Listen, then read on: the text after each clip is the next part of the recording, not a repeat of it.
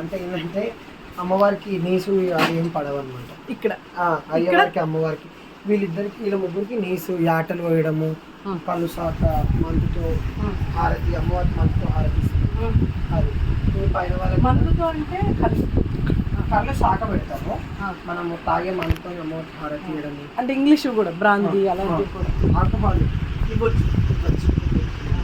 పూజలలో ఇక్కడ ఏమి ఇవ్వరు. అలాగే పాలు ప్రసాదం లెక్క. వీళ్ళంతా వెజిటేరియన్. ఇతనికి ఏంటంటే కాలభైరవ స్వామి అన్నమాట. ఈయన కాలభైరవ స్వామికి ఏంటంటే ఇతను కూడా మందుతో అభిషేకం చేస్తారు. ఇతను మందుతో అభిషేకం చేస్తారు. సిగరెట్ ఉంటుంది కదా, సిగరెట్ కూడా నైవేద్యం లాగా పెడతారు. కానీ వెజిటేరియన్ ఫుడ్ మాత్రం వెజిటేరియన్.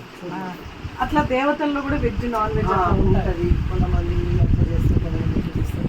ఎల్లమ్మలో కూడా 2 రకాలు ఉంటుంది. కొన్ని బాపరి ఎల్లమ్మ ఉంటుంది, తీపి ఉంటుంది, నార్మల్గా వెజ్, ఉత్తి వెజ్.